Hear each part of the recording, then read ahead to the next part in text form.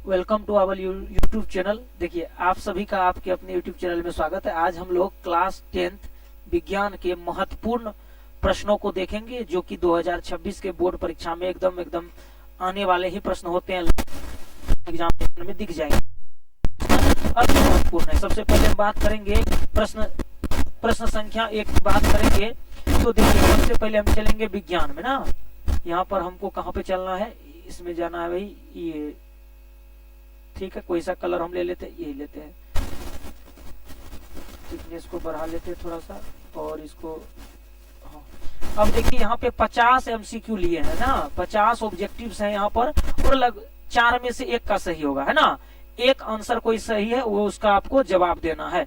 तो सबसे पहला जो प्रश्न होगा वो क्या है, देखिए प्रकाश से जुड़ा हुआ ये प्रश्न है, लाइट चैप्टर से प्रश्न है। ये देखिए पहला वाला प्रश्न हमारे सामने है।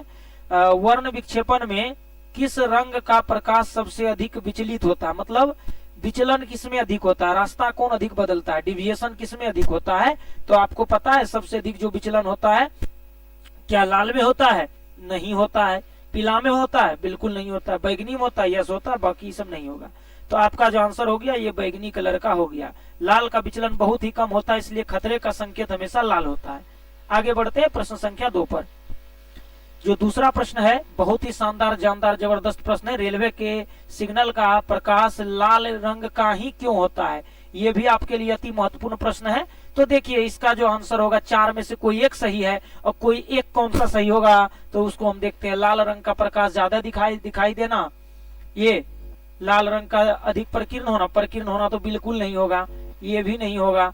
तरंग धैर्य का अधिक होना, तरंग धैर्य में यहाँ पे स्पेलिंग ये होगा, ठीक है। तरंग धैर्य का अधिकतम होना बिल्कुल सही, तरंग धैर्य का न्यूनतम होना नहीं होगा। तो option C is right answer.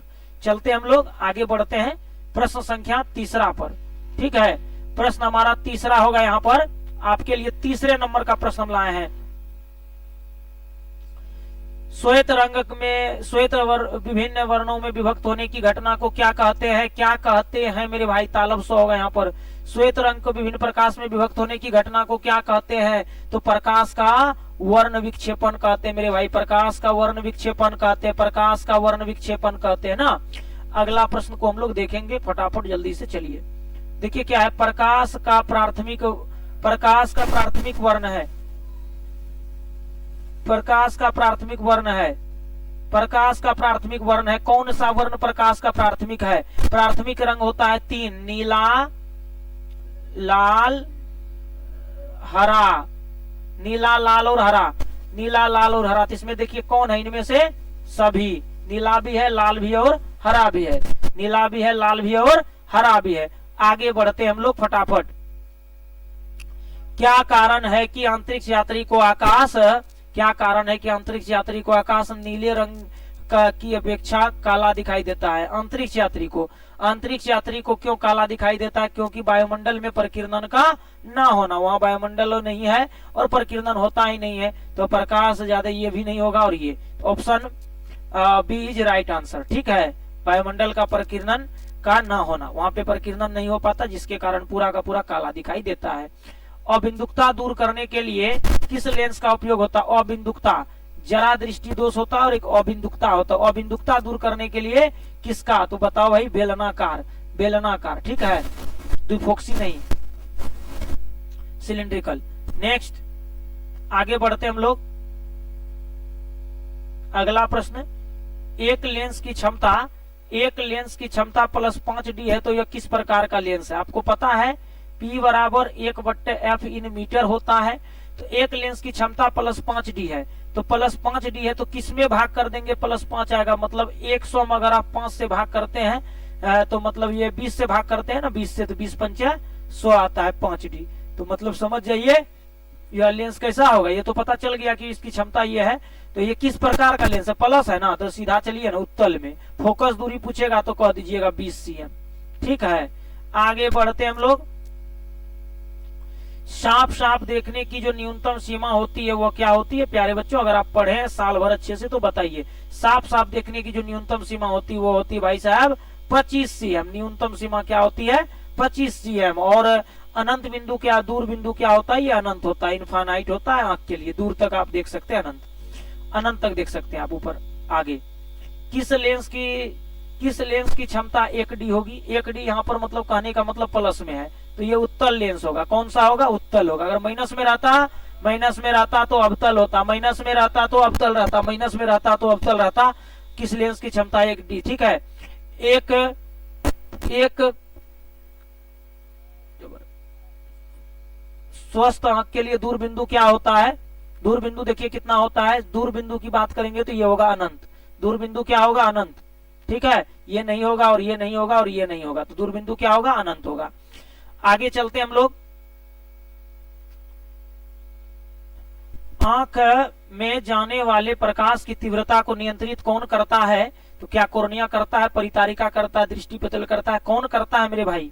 कौन करता है? बताओ इसका आंसर क्या होगा। अगर आप जानते हैं तो आपको पता होगा, आप कमेंट करिए जल्दी से फटाफट। इसका आंसर क्या होगा, है ना? क्या होगा? क्या होगा? परितारिका होगा कि कॉर्निया होगा? तो ये होगा ऑप्शन सी। ये नहीं, ये नहीं, ये नहीं, ठीक है। आगे बढ़ते हम लोग फटाफट अगले प्रश्न पे चलते हैं। मानव नेत्र के लिए दृष्टि का स्थायित्व क्या होता है? मतलब किसी वस्तु को देखने के बाद रेटिना पर कितने देर तक प्रतिबिंब बना रहता है? तो 1/16 सेकेंड तक। 1/16 सेकेंड तक मतलब 1 सेकेंड के 16वें भाग तक। तो ये तैयार होता है हमारे लिए। +2 क्षमता वाले +2D क्षमता वाले लेंस की फोकस दूरी क्या होगी? 2D है तो सीधा सीधी 50 × 100 होता है, 50 cm होगा। 40 बिल्कुल नहीं होगा, 30 नहीं होगा, 20 नहीं होगा, तो 50 cm होगा। आगे बढ़े हम लोग, ठीक है। नेत्र लेंस के पदार्थ का आवर्तनांक लगभग कितना होता है? नेत्र लेंस के पदार्थ का आवर्तनांक लगभग कितना होता है? तो नेत्र लेंस बताइए, इसका आवर्तनांक कितना होता है?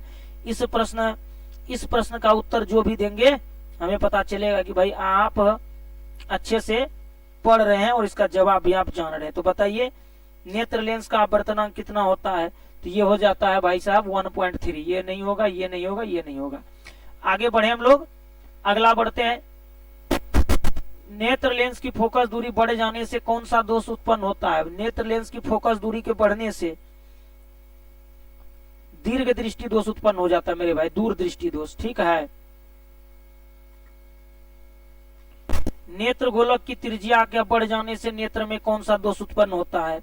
नेत्र गोलक की त्रिज्या बढ़ जाने से यहाँ पर ये होगा निकट दृष्टि दोष। तो कुल मिलाकर के प्रश्न को आप देखते जाइए, एकदम जबरदस्त प्रश्न है। एक दूर दृष्टि दोष वाले व्यक्ति द्वारा जिस चश्मे का प्रयोग किया जाता है उसमें कौन सा लेंस होता है? दूर दृष्टि दोष के लिए उत्तल। फोटोग्राफी कैमरा का भी दृश्य किसका बना होता है? उत्तल का। किसका? उत्तल का, ठीक है।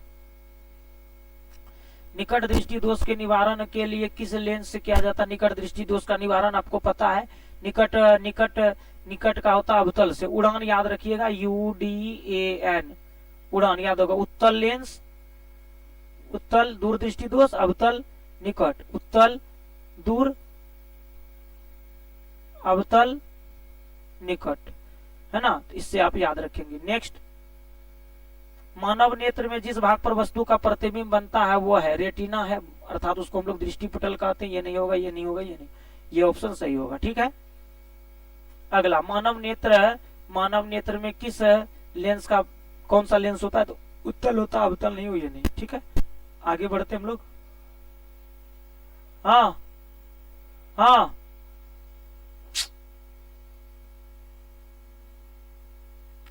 चलिए मिलते हैं हम लोग अगले वीडियो में, तब तक के लिए स्टॉप रिकॉर्डिंग।